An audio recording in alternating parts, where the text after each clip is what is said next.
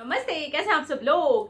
भगवान जी को love vibration भेजने का सबसे आसान तरीका क्या है? भगवान जी को अगर आप लव वाइब्रेशन भेजना चाहते हैं तो अब आप बहुत ही आसानी से भेज सकते हैं। तो कब भेजनी चाहिए, कैसे भेजनी चाहिए, सारी बात कर लेंगे। आप भगवान जी को जब चाहें तब लव वाइब्रेशन भेज सकते हैं। सबसे जो अच्छा टाइम है वो तब का है जब आप प्रेयर करने के लिए बैठते हैं। आप जहाँ पर भी प्रेयर करते हैं, मंदिर में प्रेयर करते हैं, आप किसी और धर्म से बिलोंग करते हैं, आप जहाँ पर भी आप प्रेयर करते हैं, प्रार्थना करते हैं, वहाँ पर आप आराम से बैठिए। आपने पूरी प्रार्थना कर ली, डिसाइड कर लीजिए कि अब आप कोई शिकायत नहीं करेंगे, कुछ मांगेंगे नहीं, कुछ भी नहीं करेंगे। प्यार देना है आपको, लव वाइब्रेशन देनी है आपको, ठीक है। तो अब यहाँ पर आपको पहले फील करना है। भगवान जी के सामने आप बैठे हुए हैं, जहाँ पे भी आप प्रार्थना करते हैं वहाँ पे बैठे हुए हैं।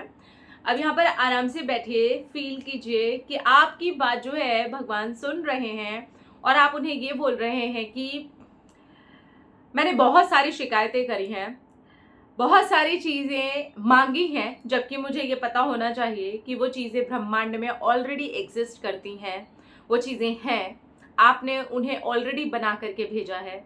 मैंने वो चीज़ें भी मांगी हैं जिन्हें आपने मेरी लाइफ में ऑलरेडी भेज दिया था, लेकिन मेरी नेगेटिव एनर्जी की वजह से, मेरी नेगेटिव वाइब्रेशन की वजह से, या फिर सामने वाला इंसान मेरे लिए सही नहीं था, मैं उसको परख सकूं या वो मुझे परख सके, और इन सारी चीज़ों में गलतियां होती चली गई और फिर भी मैं गलत चीज़ आपसे जिद की तरह से मांगती रही या मांगता रहा। आज मुझे वो चीज़ समझ में आ गई है और इन सारी गलतियों के लिए, उन शिकायतों के लिए, उस भिखारी बनकर के एक बच्चे की तरह मांगने के लिए मैं आपसे क्षमा चाहती हूँ, मैं आपसे क्षमा चाहता हूँ। क्योंकि आपका बच्चा एक राजा ही हो सकता है, बादशाह ही हो सकता है, प्रिंस ही हो सकता है, और वो मैं हूँ। वो रानी, वो प्रिंसेस, वो ब्यूटीफुल डॉल मैं हूँ, ठीक है। तो इस तरीके से जब आप ये इंटेंशन को सेट करते हैं and then send love vibration कि आई एम सो सॉरी भगवान, I am really sorry, I am really really sorry.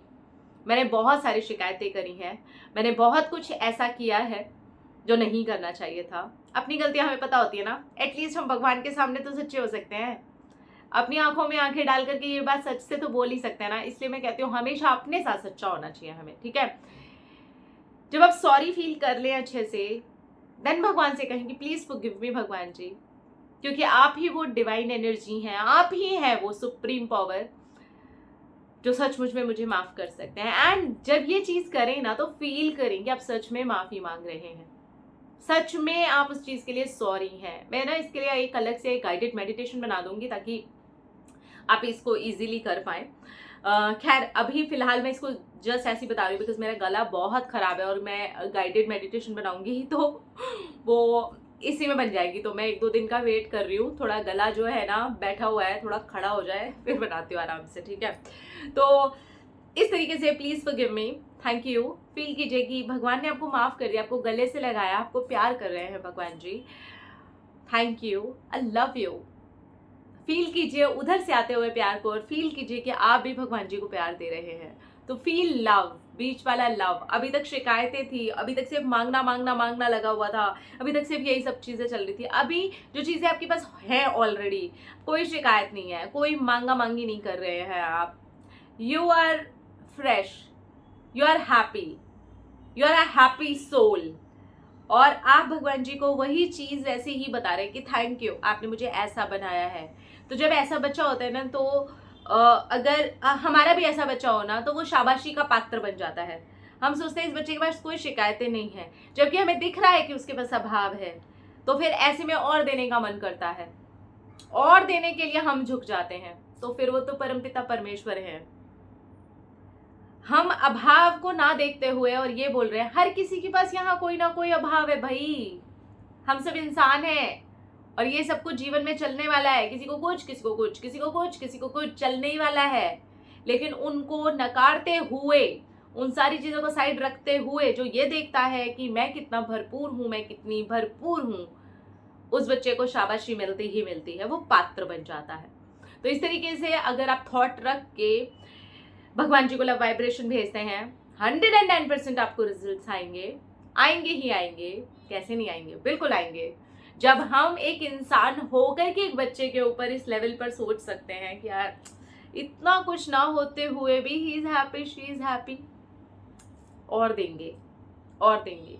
बजाय रह रहे पै पै टै टै के, तो बात लगता है यार थोड़ी देर चुप हो जाए, तो हर वक्त ही मांगता ही रहता है ना, हर वक्त कंप्लेन है, ऐसा होता है ना। ऐसे बच्चों की बातें बहुत बार स्कूल में भी नहीं सुनी जाती हैं, अरे यार ये तो हमेशा ही कंप्लेन करता है, इधर आओ, इसने कभी कंप्लेन नहीं करी है, तुम बोलो। तो ऐसे मौके पर अगर कभी साल 2 साल में आपने कोई कंप्लेन भी कर दी ना, तो आपकी सुन ली जाएगी।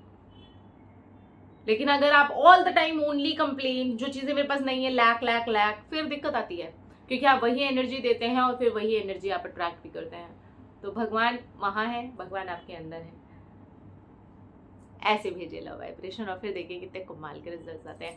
अपना रखिए ख्याल, अपने आपसे कीजिए ढेर सारा प्यार, ताकि अट्रैक्ट करिए ढेर सारा प्यार। Love you all, thank you.